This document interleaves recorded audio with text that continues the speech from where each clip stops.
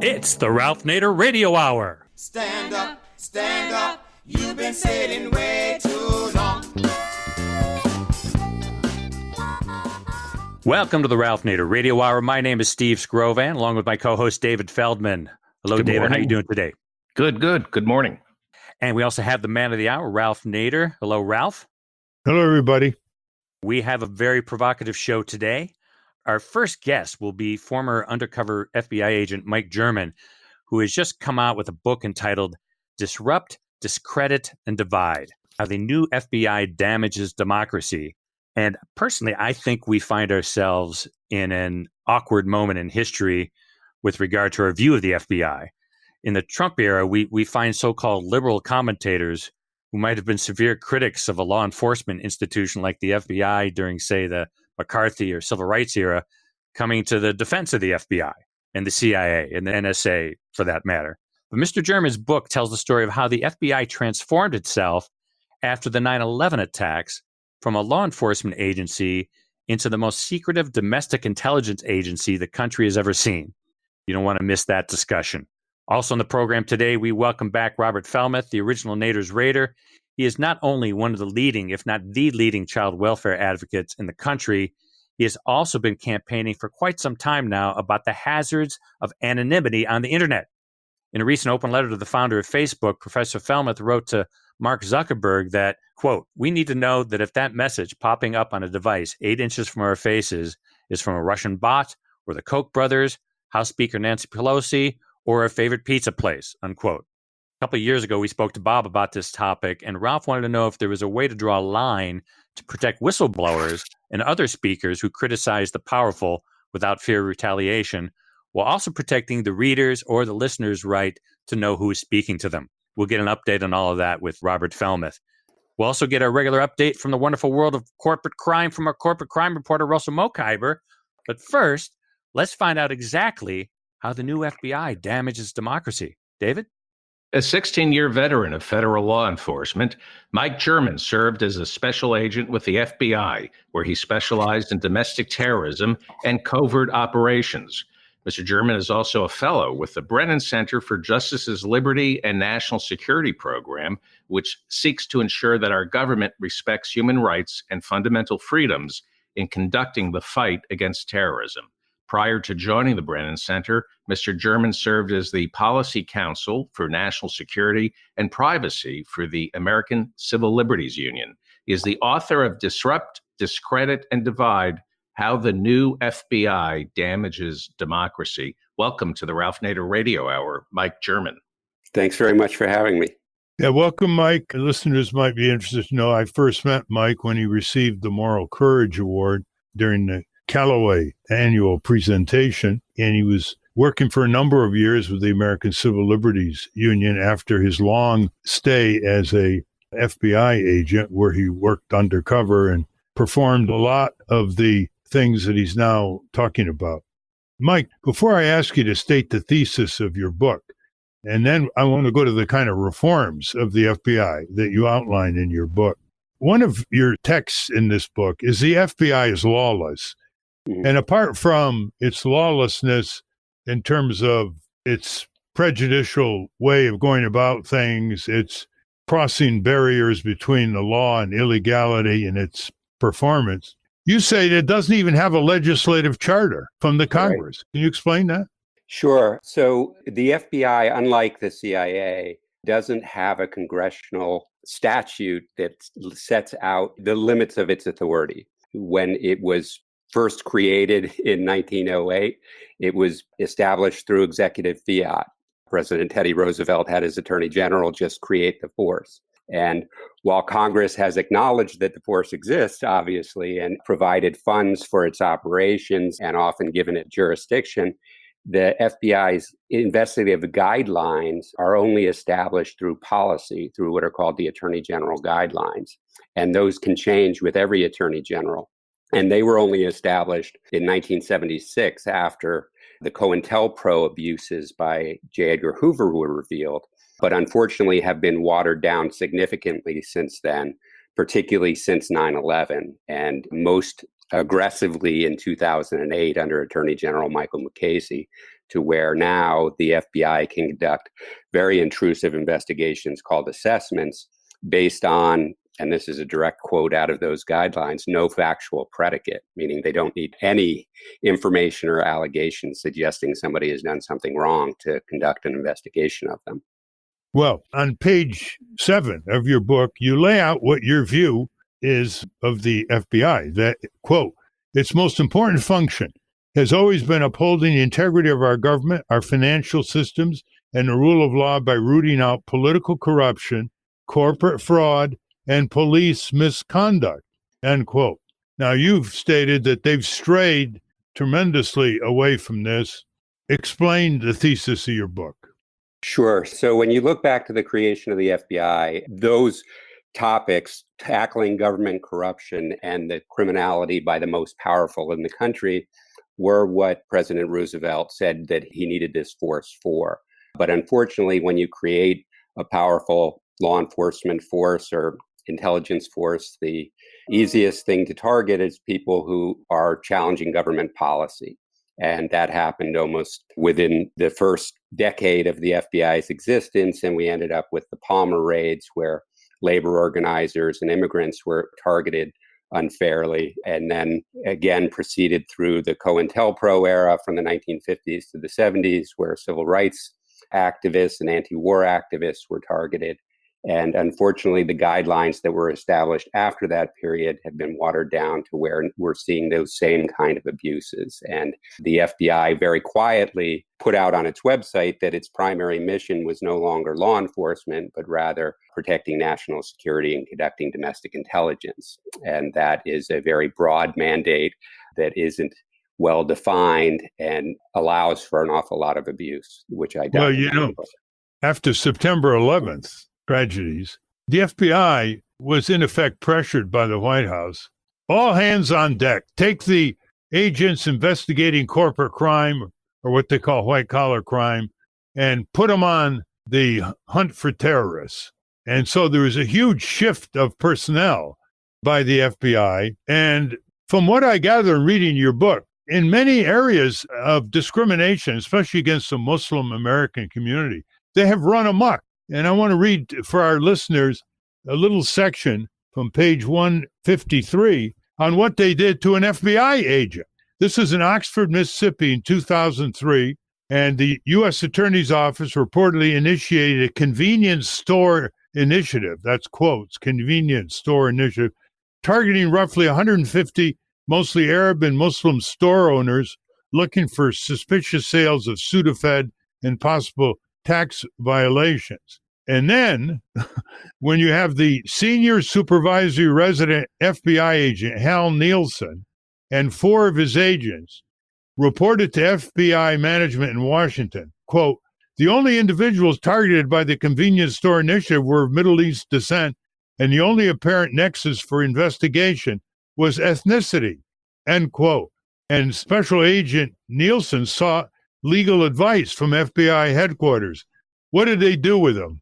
They ended up charging him with a crime. They conducted an investigation of him and charged him with a crime. He was acquitted at trial and ended up finally winning his job back, but obviously had to go through quite an ordeal because he became a target through his dissent. And part of what I try to show in the book that this broad targeting of potential threats tends to focus through bias. And often that bias is against race, religion, or ethnicity or national origin, but also against people who dissent from the orthodox view. So I highlight and interview a number of FBI whistleblowers who raised concerns internally, as I had shortly after 9/11, only to find themselves the target of investigations rather than the witness to investigations. This is rather amazing, where you have a senior supervisory FBI resident agent, Hal Nielsen, with 4 of his agents working under him. He seeks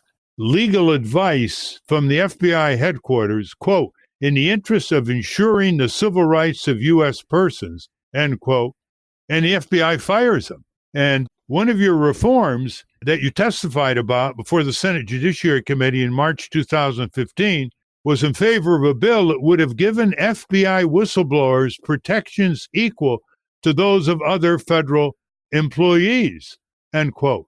Why don't they have equal protection here? Because the intelligence community has been very effective at warning members of Congress that potential whistleblowers could pose a security threat, which is somewhat convoluted thinking when, of course, most of the agents like Hal Nielsen, like myself, like Colleen Rowley, many of the other whistleblowers in the book are actually reporting security problems within the FBI, improper management of counterterrorism case in my own case. And what we're trying to do is point out internal deficiencies that are putting security at risk. But it's easier for the agency to target them as the problem rather than addressing the concerns that they raise. And one of the things that I document in the book is how aggressive they come for people who are presenting dissenting views or raising concerns about FBI policy or practices. Well, that's why I want to get you into this chapter, scapegoating Muslim American communities. After 9/11, the FBI had to find anybody to say they were doing their job in hunting after terrorists. And this doctrine of material aid to terrorist organizations overseas, they're designated terrorists by the State Department, even though they may be resisting foreign occupation of their lands and their people. And the FBI alighted on two people, one person and one group.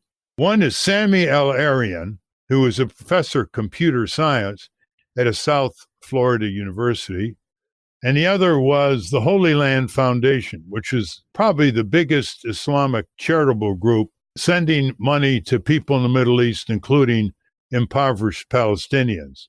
We had on our program a person who wrote a book on the Holy Land Foundation. He was an Israeli, wrote the book General's Son, because his father was a major Israeli general. And he spent a lot of time investigating the persecution, not the prosecution, of the Holy Land Foundation people who are in jail now forever.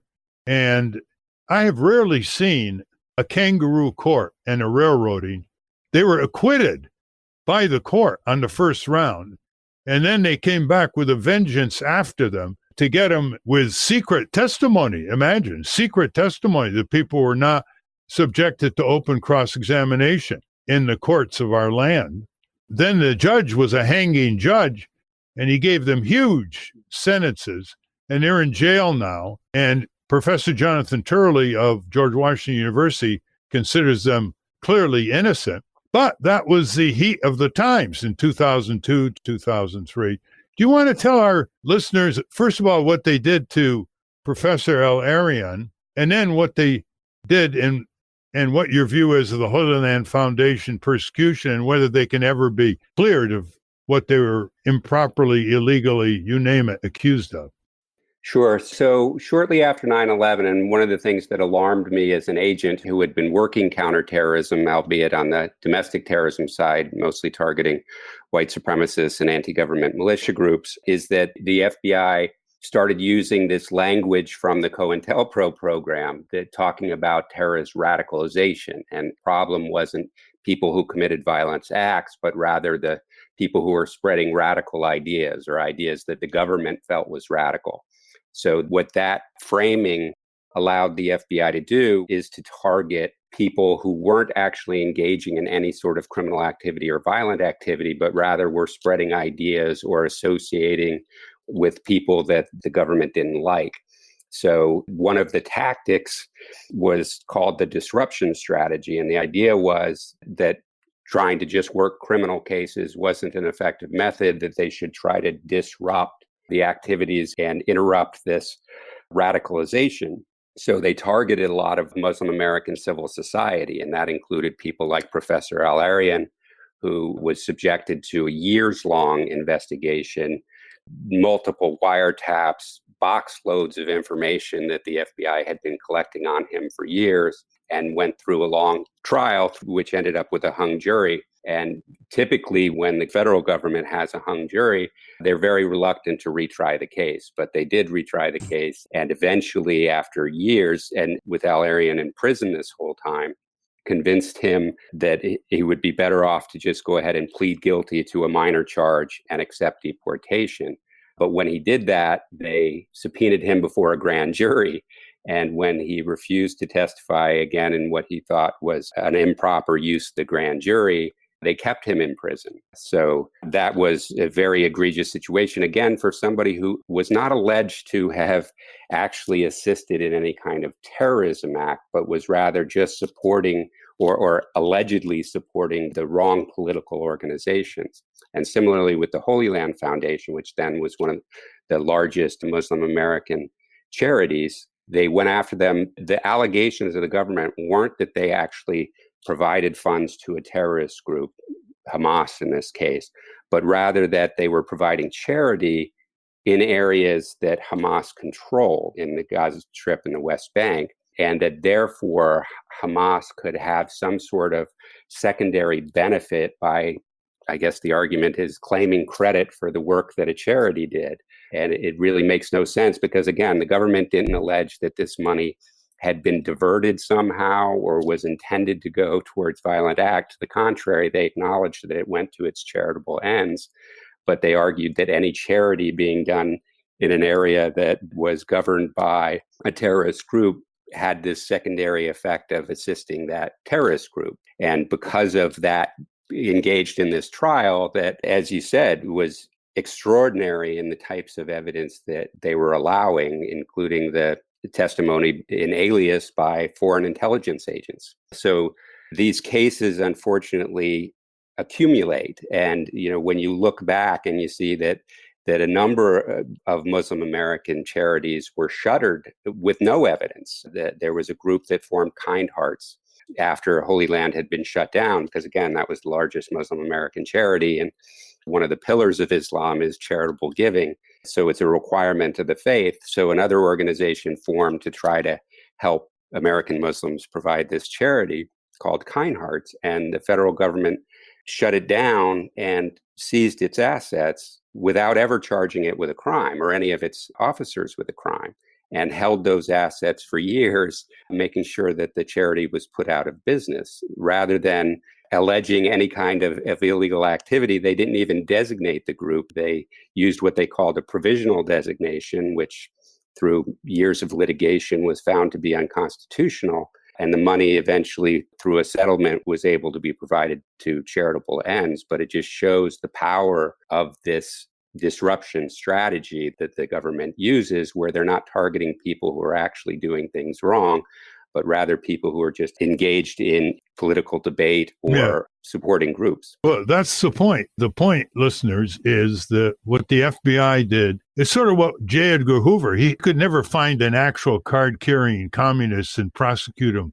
successfully. So he went after people who were exercising their rights of free speech about the kind of economy they would like. And in this case, what you're talking about, the FBI moved into two territories that should give people great concern. One is freedom of speech to speak on controversial issues like Middle East policy, etc. And the second is providing charitable help to impoverished people in that area. And both of those efforts, which of course bring in tens of thousands of people, were increasingly considered material aid. That was the hanger. And one of the techniques they use when they zero in on someone is they demand that they testify for a grand jury, which is called in your book, quote, a perjury trap, end quote, because people are damned if they do and damned if they don't. You want to explain that as an FBI technique that's fairly unlawful? Sure. So there's a federal law, 18 U.S.C. 1001, that makes it a crime to lie to a federal agent. So one of the tactics that the FBI uses in targeting specifically political groups is to just knock on their door and do what they call a voluntary interview. And the FBI considers it voluntary because they don't have a subpoena to compel testimony. But for the person who two FBI agents show up at your door at dinner time, it feels less than voluntary. And they start asking some very general questions. And the idea is to try to trip you up into saying something that might not be 100% accurate. And of course, because the FBI has extensive investigative powers, they can gather all kinds of information from various sources. So the idea is to just get you talking to where you might say something just off the cuff that's not 100% accurate, and then they can use that to hold over your head. And when somebody exercises their rights and says that they won't participate in that kind of voluntary interview, or they want an attorney to be present to help assist them during the interview, they can use the grand jury to compel that testimony. Which is what happened to Professor Elarian. Exactly. And after harassing him and not convicting him of anything, he lost his career. His family was severely disrupted.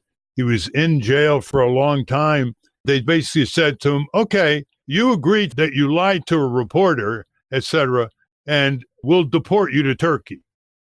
Right. And so he had to do that because they were never going to let him go, even though they haven't convicted him of anything. He once supported George W. Bush's presidential campaign, was invited to the White House for a reception that included Muslim Americans.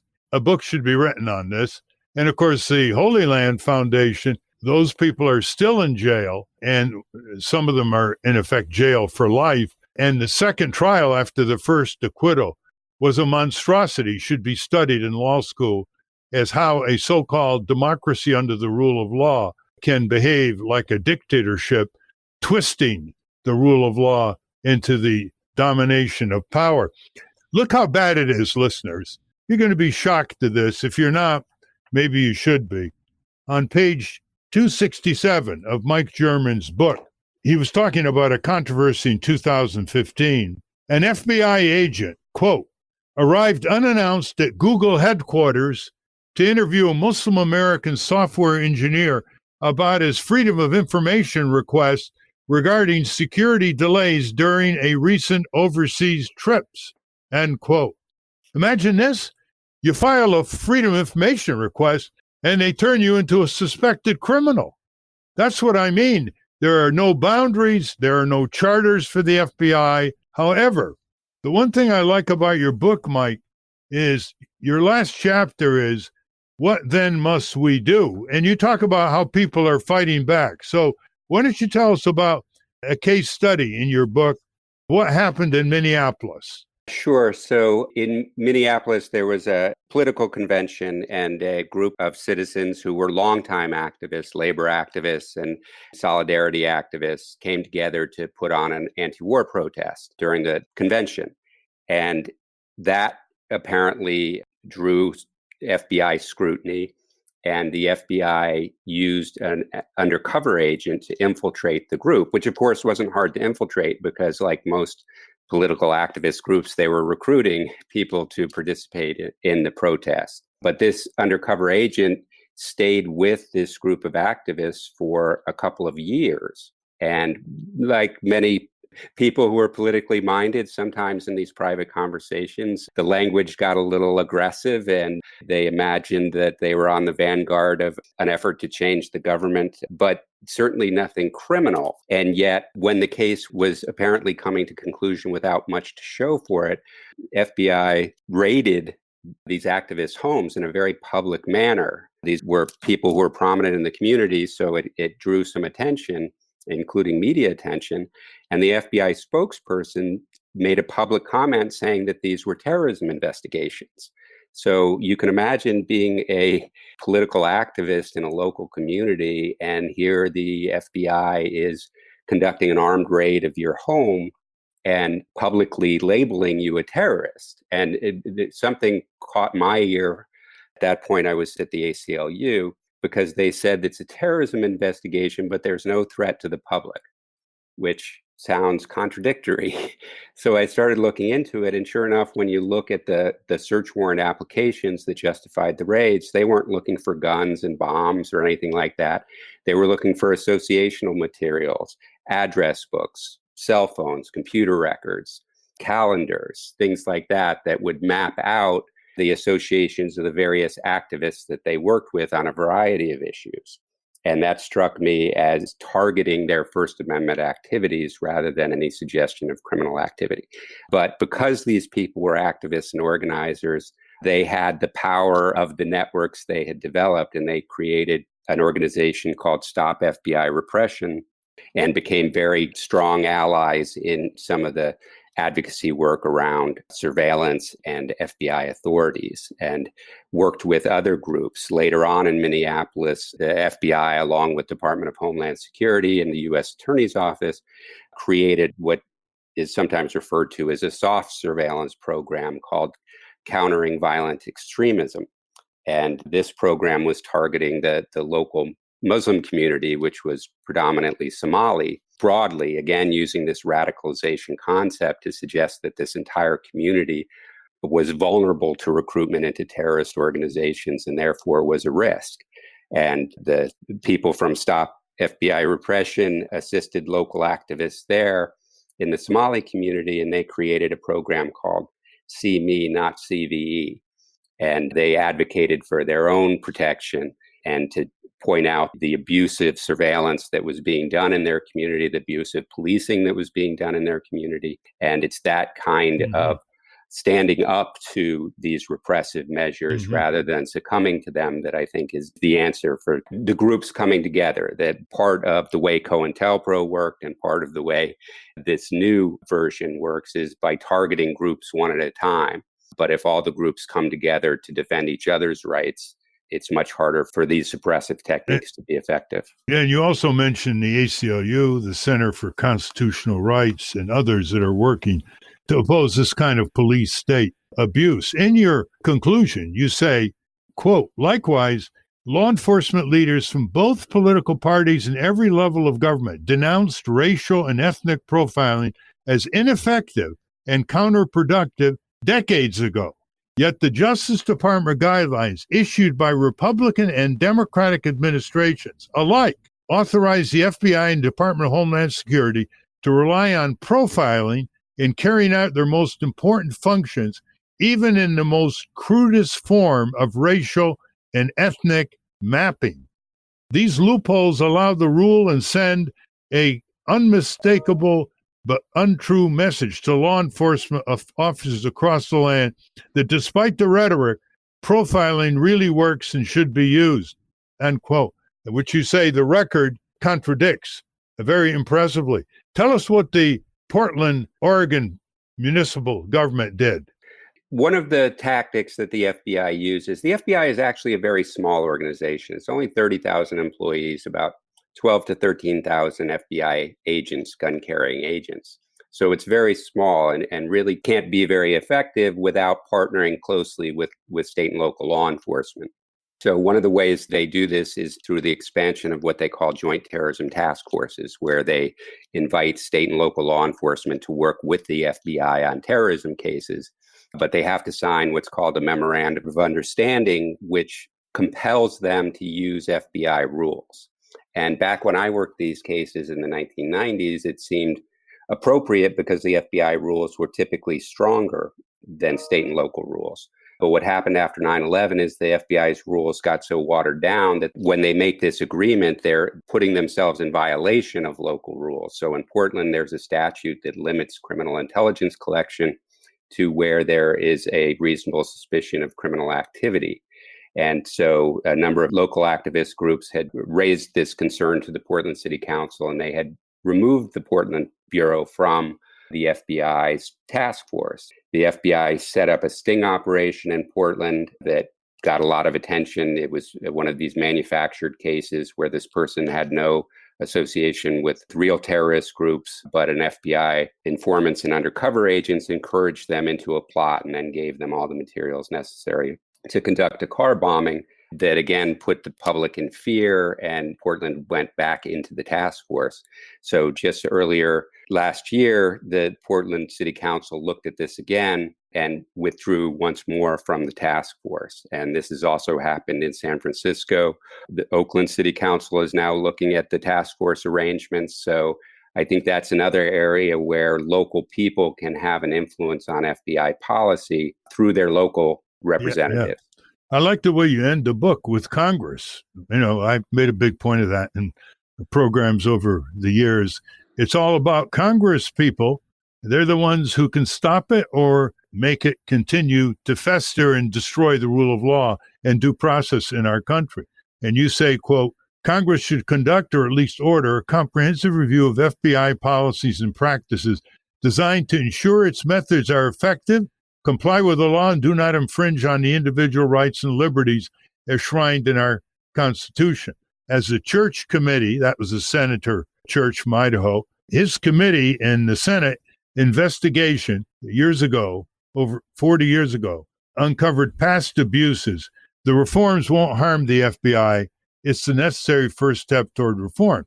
Now, I know there's some people listening. Mike, we're talking with Mike German, former FBI agent, now with the Brennan Center. His new book, Disrupt, Discredit, and Divide, How the New FBI Damages Democracy, end quote. And under both parties, by the way. It doesn't matter, Obama, Bush, as you point out. This is very, very important, listeners. A lot of people in this country, not necessarily our listeners, think that terrorism is a horrific threat and anything goes. Just get them, stop them. Anything goes. Of course, what they're doing is getting a lot of Americans who are innocent, stopping the rule of law, which has no boundaries. Once the avalanche starts, it could affect all kinds of people who happen to have opinions that are disagreeable to the powers that be. But in your book, you say, quote, when Edward Snowden's revelations about the astonishing scope of the National Security Agency spying sparked public outrage and forced the government's admission that the wholesale collection of Americans' domestic communication data didn't stop a single terrorist plot, the ensuing reforms were largely symbolic and completely ineffective, end quote. Before I ask you to respond, I want to make 2 points.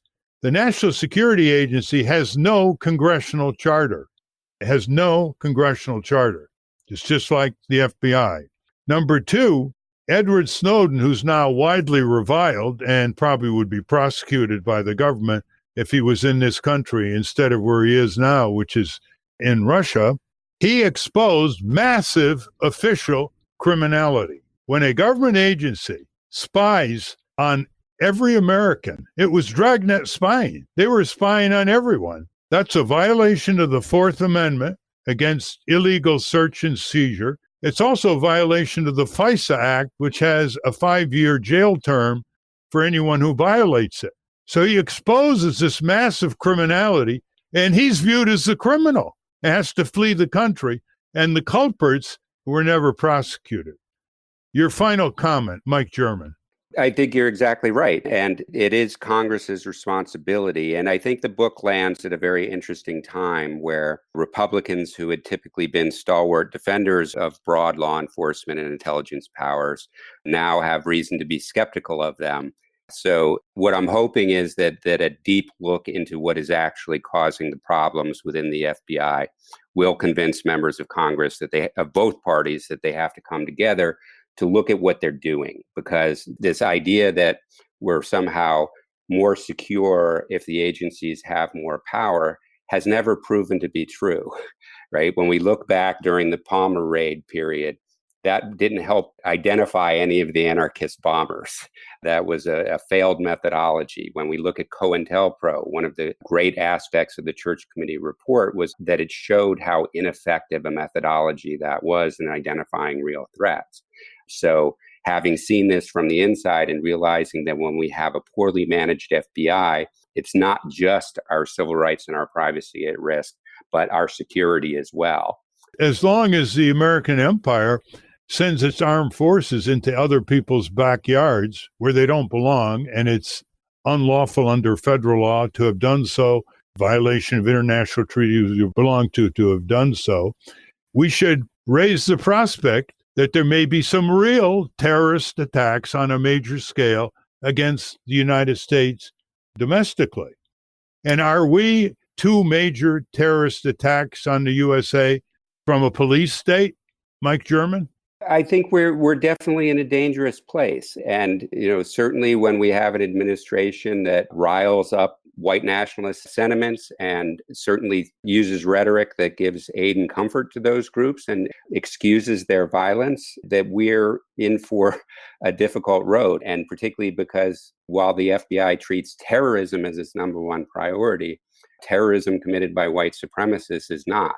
that's deprioritized through policy so that when it's investigated at all, it's treated as a hate crime for the most part or a gang crime, which are way down at 5th or 6th on the priority list. So part of our national security should be making sure that all Americans are secure, not just from criminal violence, but from abuse from law enforcement agencies and intelligence agencies as well, because that's really what the definition of freedom is includes freedom from unwarranted government prying.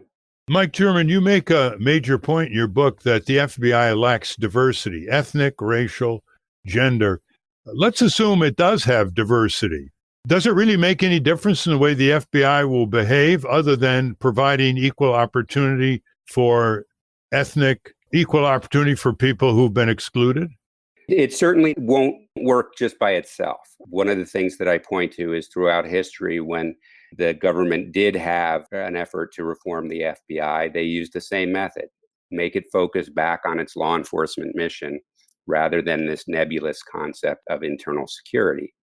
And when the FBI does focus on its law enforcement mission and is required to, through best case scenario through statute, but even through the guidelines, what you have is a rule that somebody internally can point to and say, you're violating these rules. Right now, the rules are so weak that you can't even point to the rule. But if you have a diverse workforce, some of these problems, for instance, the recently leaked document, the FBI's, one of their top domestic terrorism threats was what they called Black identity extremists, for which there is really no such thing. There's no Black identity movement in the United States that poses a terrorist threat, but they took a number of unrelated episodes of Black people killing police officers to manufacture this concept of this Black identity extremist movement that was described in a way that suggested that any Black activist who was challenging government authority, particularly police violence and racism, was a terrorism threat, specifically a threat to police. So I highlight a couple of different agents in the book who saw racial profiling within the FBI's programs and tried to report it. And I think if there was better diversity, you'd have more of that reporting. And if you had strong guidelines they could point to show that this is improper, we could have less abuse. Good point on that. That needs to be elaborated. Do you think we're in the middle of a corporate crime wave? Violations of health safety standards affecting human life, disease that could be prevented, injuries that could be prevented, Boeing-type disasters, toxic chemicals, Wall Street crookery. It's all over. And don't you think that the FBI's resources have been diverted, small as they are, from even modest focus on the corporate crime wave in America? Absolutely, and well documented. One interesting aspect, again, during this period, few years after 9/11, where so much focus was on counterterrorism, the head of the white collar crime division publicly said, there's a mortgage fraud problem in the United States that's growing, and it's going to grow into a crisis if we don't do something about it. And we need more resources devoted to white collar crime investigations. And they were denied those resources. And sure enough, by 2009, after the financial crisis, the director of national security in the threat briefing for the first time said the global financial crisis is the number one national security threat. So we imagine this concept of national security that too often is looking at the past issue rather than looking at the threat on the horizon. And, one of the things that I point out is how disruptive the last 2 years have been with the special counsel investigation by former director Robert Mueller and all the charges that came from it. When you look at those charges, particularly around Paul Manafort, those were crimes that were committed years ago, decade ago. And if we had had a better focus on white collar crime then, maybe we wouldn't have had the problems that we're experiencing today. And, unfortunately, when the FBI isn't well governed by strong regulations and congressional oversight, if not public oversight, they lose focus on what the real threats are and start to imagine threats like Black identity extremists or other kinds of things that are based more on their bias rather than on evidence of criminality. The FBI, at its best moments, never had many federal cops on the corporate crime beat. It's surprising that under Trump, the Justice Department has opened a crime probe with a grand jury on the Boeing 737 MAX crashes. Right. So we'll see what comes out of that.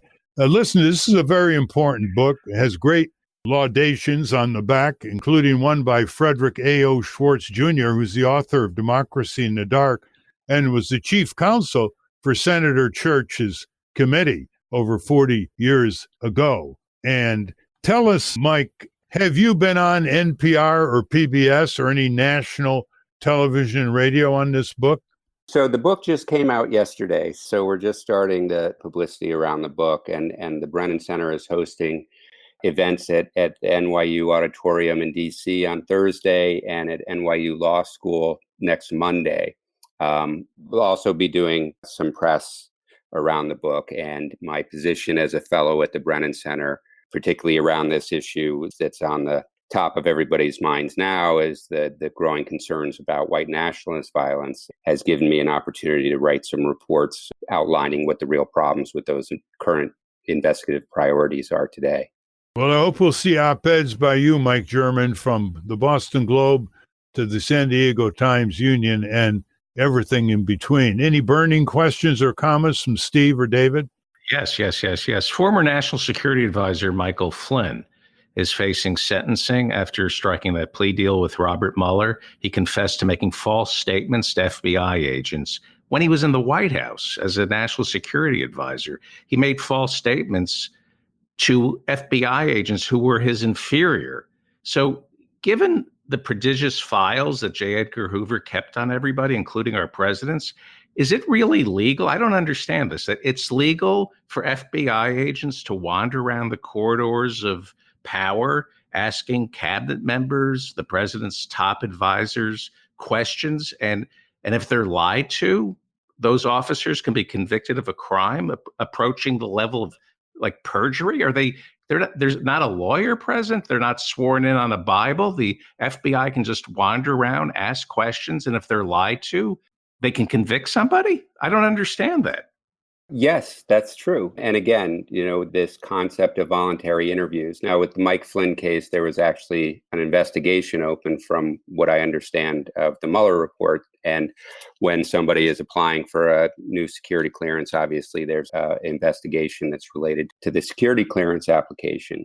But yes, just in normal cases, which again is why we have concerns when we see political activists getting these visits by the FBI at their homes unannounced. I'm concerned if the Secretary of Defense is visited by the FBI and he lies to some FBI agents, that Secretary of Defense who might feel that these FBI agents aren't entitled to this information, if he doesn't share this information with his inferiors, he can be convicted for lying to low-level FBI agents? If it's part of an official inquiry, yes. And keep in mind that it gives the FBI enormous power because of its arbitrariness, right? We had the head of the National Security Agency go in a public congressional hearing and be asked a simple question: is the National Security Agency got any program that's collecting millions of records from innocent Americans?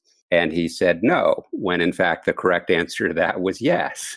So you could send in, if you're the president of the United States, supposedly, the FBI could go in and question Speaker Pelosi about nonsense. And if she gives false statements to these low-level FBI agents, she can be convicted. Yes. And often the way the government uses that power is to coerce cooperation.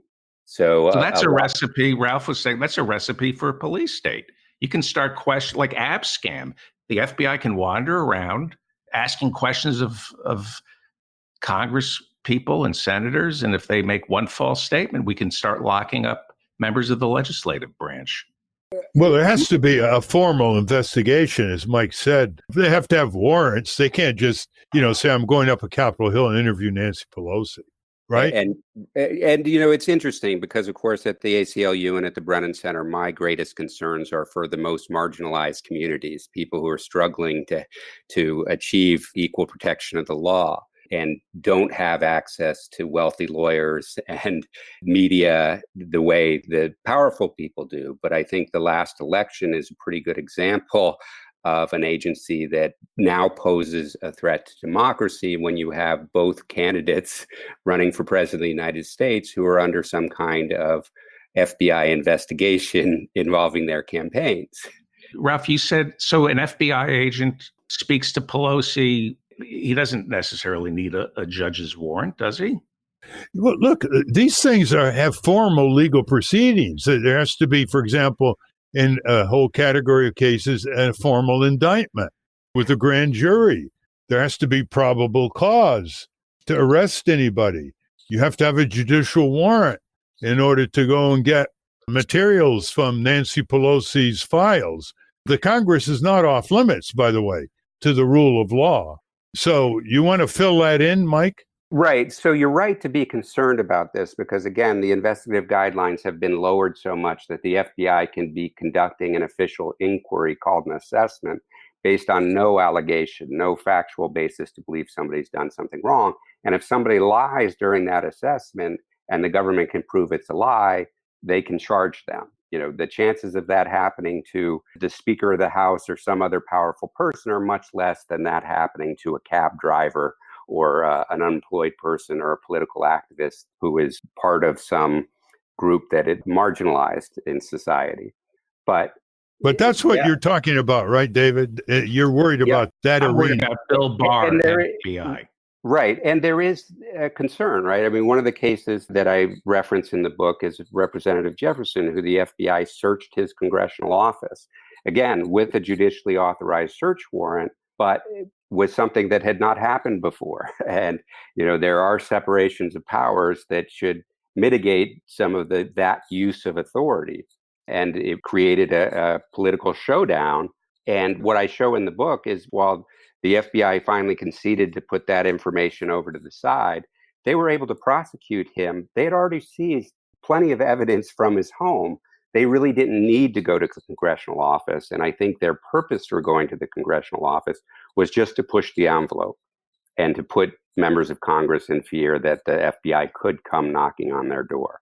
So it's certainly, I believe, an abuse of power and was totally unnecessary to the legitimate law enforcement investigation that the FBI was conducting. So there's certainly room for concern in this area, even when judicial warrants come into play. Steve? Yeah, I have a question of a more personal nature, Mike. I imagine the FBI is a pretty tight fraternity. And my question really has two parts. One is, what was the tipping point for you to say, you know what, I need to call this stuff out? And the second part of the question is, how have your former colleagues reacted to your new position as a critic of the FBI? So I think every FBI agent gripes about the ineffectiveness of FBI management and how that harms their ability to conduct investigations. So it was easier to put up with that mismanagement, even in counterterrorism cases I was involved with before 9/11, than it was after 9/11, when that kind of managerial abuse showed how dangerous it could be. And I was involved in a counterterrorism case. And at the time that the Colleen Rowley's letter to the director came out that exposed some of the pre-9/11 failures, the FBI director and President Bush both came out and said, if there's an agent who knows a counterterrorism investigation that's being mismanaged, we want to know about it. So it seemed like the opportune time to report it. I had great success in my previous undercover cases, so thought that if anybody could report without repercussions, that I could. But unfortunately, I was wrong. And they didn't really want to know about these continuing problems with the FBI because, as I talk about in the book, there was a different agenda going on, that they weren't really trying to address the problems that allowed the breakdowns that exacerbated the 9/11 problems. They were just trying to aggrandize the FBI's powers, and acknowledging continuing managerial mistakes was going to imperil that project. So that's why I think they went after me so aggressively. And when I 2 years of suffering retaliation and trying to get some management reform done, I realized that I wasn't going to be able to do that effectively from within the FBI. So I went public. Right. And, one of the things that I do in the book is highlight that it's not just me. I talk to a number of current and former agents and analysts who report their own stories, but also help provide a narrative for the managerial abuses that continue to take place. And now, unfortunately, are really in the public view, right? When we look at these Inspector General reports about how the Hillary Clinton investigation was handled, how James Comey was handling the memos that he was writing and not putting in the proper files and giving to people who didn't have appropriate access to those memos. It just shows how management is acting in a completely lawless manner, where they're serving their own personal interests rather than the national interest and the rule of law. Well, we're out of time. We've been talking with the valiant, the stalwart Mike German, author of number of publications and books. I think your first book was titled Thinking Like a Terrorist. The new book is Disrupt, Discredit, and Divide, How the New FBI Damages Democracy. Thank you very much, Mike German, for devoting your career to answering the crucial question, who will guard the guards? Thank you. Thanks very much for having me. And again, thank you again for the honor of giving me the Callaway Award several years ago. I really appreciated that. Well, my sister would like that. She handed it to you. Yes. Thank you very much, Mike. Thank you. We have been speaking with Mike German, author of Disrupt, Discredit, and Divide. We will link to that at ralphnaderradiohour.com. Now we're going to take a short break, but when we come back, Ralph will answer some listener questions. Stay tuned for that. But first, let's get to the corporate crime report from Russell Mokhiber. You're listening to the Ralph Nader Radio Hour. Back in 1 minute. From the National Press Building in Washington, D.C., this is your Corporate Crime Reporter Morning Minute for Friday, September 13, 2019. I'm Russell Mokhiber. For every coal mining job in the United States, one American dies every year from coal-fired, electricity-based air pollution. For every tobacco job, 4 Americans die from direct and secondhand smoke exposure. Is there a threshold an entire industry crosses when it does more harm than good? Michigan Technological University researchers set out to examine the question with numbers. A new paper published in the journal Social Sciences explores 2 case studies focused on industries that kill more people than they employ. Using case studies, it calculates the number of deaths attributed to the coal and tobacco industries. Joshua Pierce, who led the study, says he first became interested in the idea of corporate death penalties, disbanding or eliminating companies following judgment by government justice systems during a study that determined the number of American lives saved from converting coal-fired electricity to solar. For the Corporate Crime Reporter, I'm Russell Mokhiber. Thank you, Russell. Welcome back to the Ralph Nader Radio Hour. All right, we have some time for some listener questions. Let's see how many we can get through. David, why don't you do the honors on the first? Mark Hudgens writes, Ralph, your thoughts on Trump firing Bolton only makes me wonder what bigger moron the replacement will be. Thank you. Well, he's now looking for his 4th national security advisor, which should be a confirmable post by the U.S. Senate. As somehow it fell through the cracks. The science advisor to the president has to be confirmed by the Senate, which means public hearings, potential disagreement, potential rejection of the nomination. But he's looking for the 4th one. It's about time he fired Bolton. He should never have hired him. Bolton is the classic warmonger on steroids. The law means nothing to him. The Constitution, federal statutes, international treaties. He's the ultimate Dick Cheney, but without Dick Cheney's power. So now Bolton will go over to Fox News and start going after the Trump administration. So for once, Trump did the right thing. This question comes to us from Eric Feltham. It says, Dear Ralph Nader and team, I wanted to ask you about your episode Death and Life of American Journalism regarding the Gatehouse media merger. At around the 440-minute mark, you refer to a piece from Margaret Sullivan.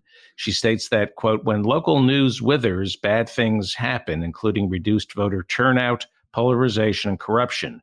I want to know whether you are aware of any additional academic or reporting work that investigates these claims. The academic work on polarization, of which I am aware, largely asks whether the electorate is polarized or whether only elites are polarized. However, it seems to largely ignore the demise of local community structures and sources of information. For example, I have thought for a while now that polarization may be less of a phenomenon on local issues. It may be easier for individuals to have rational discourse about well-defined local issues that affect them in a clear way. However, it also seems possible that the very forces in a community that render a paper susceptible to closure or purchase may also cause these other negative outcomes. A plant closure could increase economic stress and thereby lead people to cancel their subscriptions and also exacerbate civic alienation. And that's from Eric Feltham, a PhD student in sociology from Yale University. Well, you make a pointed inquiry.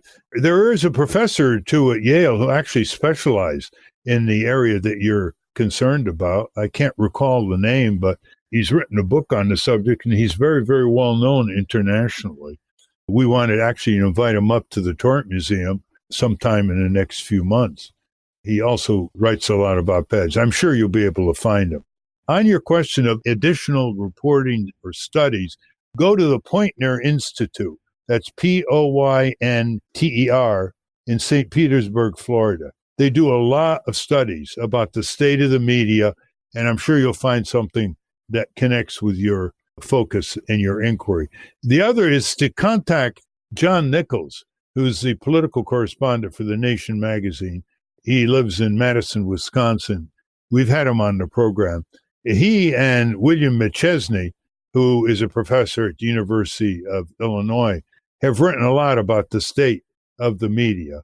And he knows about closing weekly papers, closing local papers, and the consequences. Obviously, intuitively, you can say you don't really need the studies, because if people don't have a local paper, they don't know what's going on, they're not going to get engaged, and they're less likely to go to the polls because they don't know what's at stake with the various candidates whose record has not been written up in the local newspaper, which doesn't exist. So, you got that kind of intuitive certitude, but I can understand you would like more formalized studies, and those are the references that I would recommend. Thank you, Eric.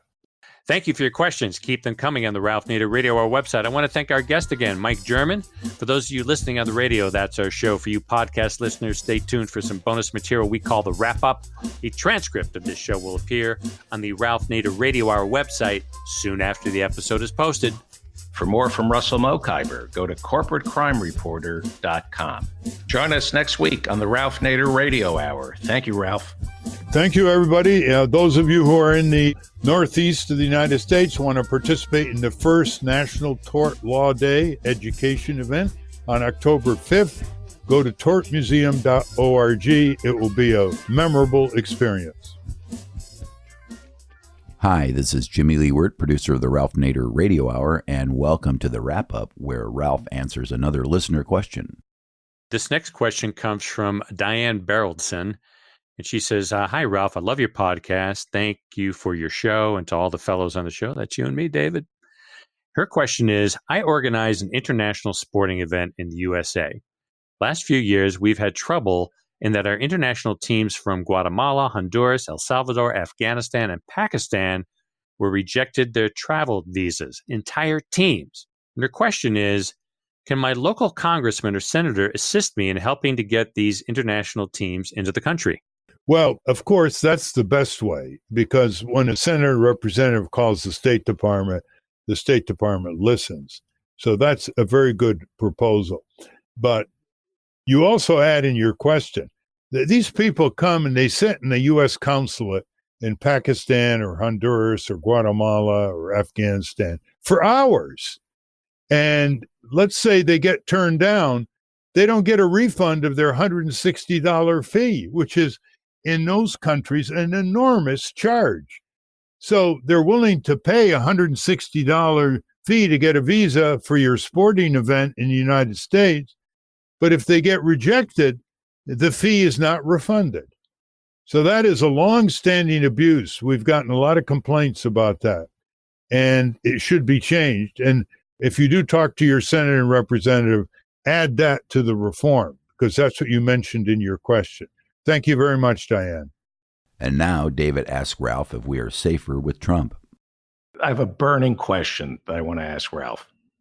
When you watch Donald Trump, is there a big part of you that think, what he's doing to these migrants, notwithstanding, it's criminal, but is he doing this country, and I hate to say this, a favor by perhaps exposing how unnecessary so many of these agencies are?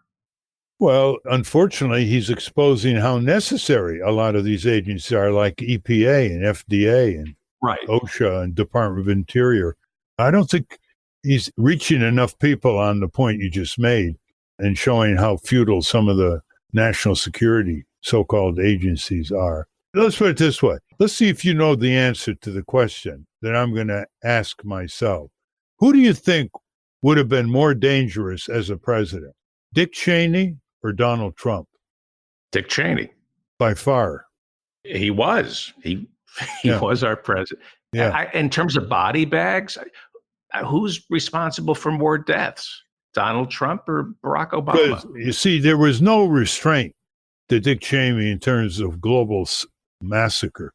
There's some almost intangible restraint working on Donald Trump. It's like he doesn't want a bloodbath. He doesn't want to lose control of the reality show news cycle by starting new wars. He got rid of Bolton. He should never have hired him. Part of what he's dealing with in North Korea is that he really wants to head off some of this stuff. Now, it may be for peculiar psychological reasons, but Cheney was a true Hitlerian figure. Because he had credibility. Yeah, and he could argue his case as if it was plausible because all he did was lie. Like he said, Saddam Hussein had weapons of mass destruction. He has drones he can send armed to hit the United States. He was co-responsible for 9/11. Just like that. We talk about Trump lying. He said that again and again on Meet the Press and Face the Nation and This Week. And nobody really went after him. And he said it after Obama took office. And nobody really went after him. So this is not a new phenomena with Trump. It's just more histrionic. But are we safer with Trump because he could never go before Congress and accuse a nation of having weapons of mass destruction? He could never lead us into war. Because he has no credibility. Cheney masqueraded credibility because he got a free pass with his assertive declarations with the mass media. He didn't even have to beat up on the mass media. They rolled over for him. So is he doing us a favor? Again, the concentration camps notwithstanding. But in terms of foreign policy, are we better off with a complete fool as a commander-in-chief? No, I can't go that far because he could fabricate an incident that could lead to armed conflict. That he has little restraint in doing, because if he's politically cornered and he's about to lose an election, he could fabricate something that would make the Bay of Tonkin resolution look modest by comparison. And that's a wrap. Join us again next week on the Ralph Nader Radio Hour. Until next time. Stand up, you've been sitting way